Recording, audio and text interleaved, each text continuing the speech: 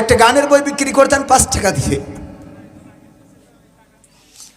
আমার আব্বার জীবনের শেষ দিনটা ছিল, আমি মাত্র 20টা টাকা চেয়েছিলাম আব্বার কাছে। আব্বা 10 টাকা দিয়ে বললেন, আজকের মাহফিলটা করে এসে বাকি 10 টাকা দেব। এটা ছিল আমার আব্বার জীবনের শেষ দিন, আমার আব্বার শেষ কথা।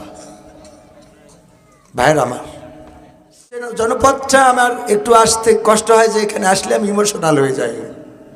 এই রাস্তাগুলো দেখলেই আমার মনে হয় এই রাস্তায় আব্বা হেঁটেছেন, এই রাস্তায় চলেছেন, এই রাস্তায়। তখন এই রাস্তাটা কত খারাপ ছিল, তারপরে আব্বা এভাবেই ঘুরে বেরিয়েছেন আমাদের জন্য, আমাদের বড় করার জন্য। কিন্তু তিনি দেখে যেতে পারলেন না আমরা কত বড় হয়েছি।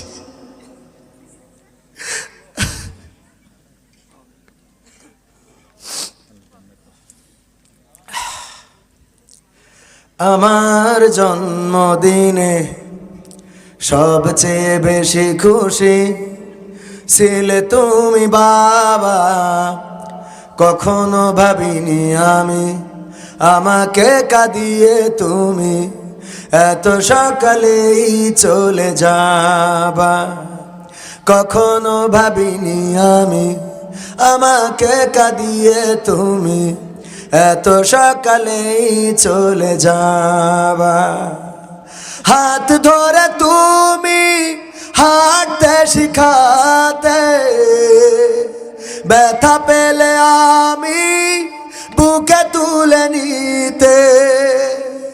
হাত ধরে তুমি হাঁটতে শিখাতে, ব্যথা পেলে আমি বুকে তুলে নিতে। কোনো বাইনা করে কাঁদলে আমি তোমার স্নেহের হাতে চোখ মুছে দিতে। আজ তুমি নেই তাই নীরবে কেঁদে যাই। আজ তুমি নেই তাই নীরবে কেঁদে যাই। তোমার স্মৃতি শুধু মনে পড়ে বাবা। কখনো ভাবিনি আমি আমাকে কাঁদিয়ে তুমি এত সকালেই চলে যাবা।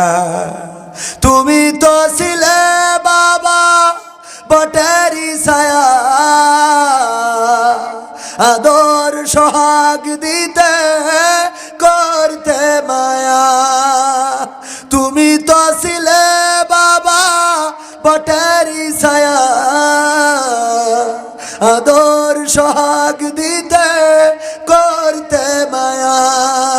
তোমারই সম্পদ নষ্ট করেছি কত, কখনো বলনি তুমি আমি অপায়া। আজ তুমি দূরে দূর বহু দূরে, আজ তুমি দূরে দূর বহু দূরে। কেমন আছো তা জানি না বাবা। কখনো ভাবিনি আমি আমাকে কাঁদিয়ে তুমি এত সকালেই চলে যাবা। আমার জন্মদিনে সবচেয়ে বেশি খুশি ছিলে তুমি বাবা। কখনো ভাবিনি আমি আমাকে কাঁদিয়ে তুমি এত সকালেই চলে যাবা। বাবা গো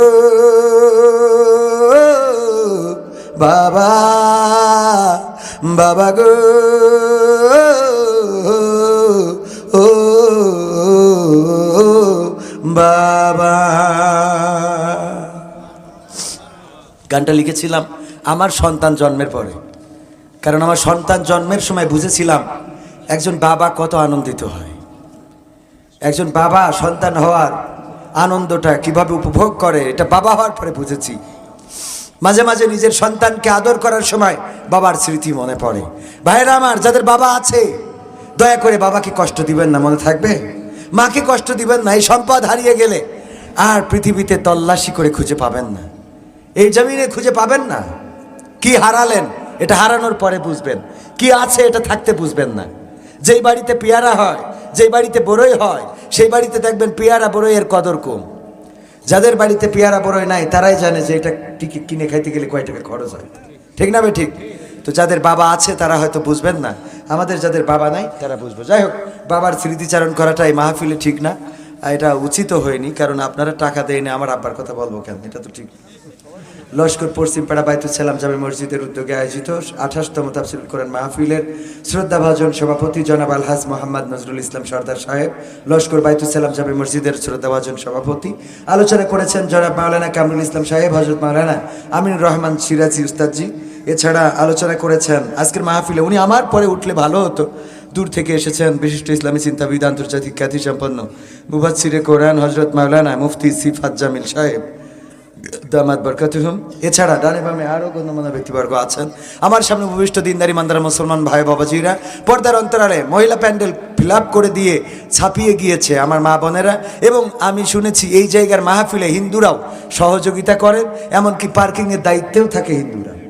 তো হিন্দু ভাইরাও যারা রয়েছেন তাদেরকেও আমরা শুভেচ্ছা জানাচ্ছি, সালাম জানাচ্ছি আমার সকল মুসলিম নরনারীদেরকে। আসসালামু আলাইকুম রহমতুল্লাহি ওয়া বারাকাতুহু।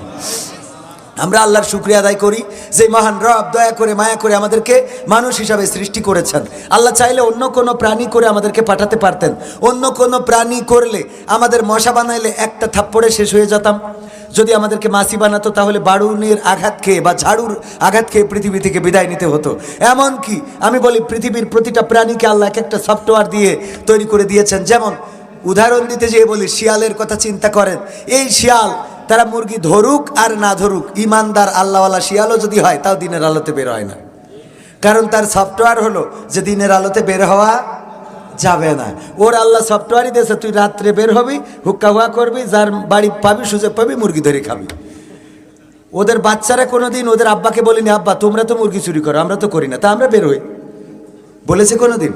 কারণ কি, আল্লাহ ওদের একটা সফটওয়্যার দিয়ে দিয়েছে, যে সফটওয়্যারের বাইরে ওরা যাইতে পারে না। আর আল্লাহ মানুষকে যে সফটওয়্যার দিয়েছে এই সফটওয়্যারটা হলো স্বাধীন সফটওয়্যার।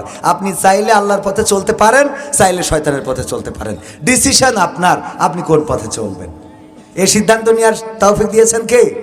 আল্লাহ। শুধুমাত্র মানুষকে, অন্য সব প্রাণীকে, সুন্দরবনে বাঘ বসবাস করে, ও কোনোদিনও লোকালয়ে হয়তো ভুলক্রমে ক্ষুধার তাড়নায় মাঝে মাঝে পথ ভুলে আসলেও বাঙালি কি জিনিস এটা বুঝতে পারে, ঠিক না ভাই? ঠিক। মানে আওয়ামী লীগরাও এরম পিটায় না, ঠিক বললাম তো? তো এই যে অবস্থা করে, তো ভুল করে এসে বুঝতে পারে যে আজকে নদী পার হয়ে কেন এপারে আসলাম, ওদের সফটওয়্যারের মধ্যে এটা নাই, ভুল করে এসে পড়ে। এইভাবে এক একটা প্রাণীর এক একটা সফটওয়্যার আল্লাহ লোড করে দিয়েছে, কিন্তু মানুষকে দিয়েছে যা মনে চাই তাই করো। খাইতে চাইলে খাইতে পারো, রোজা রাখতে চাইলে রোজা রাখতে পারো, মসজিদে চাইলে যাইতে পারো, মন্দিরে যাইতে পারো, নামাজ চাইলে পড়তে পারো, না চাইলে না পড়তে পারো, যদি চাও ধানমন্ডি 32 দিয়ে ঘর ভাঙতে পারো, যদি চাও প্রতিবাদে দাঁড়াইতে পারো। ভেঙেছেন ঘর? ভাঙেন নাই।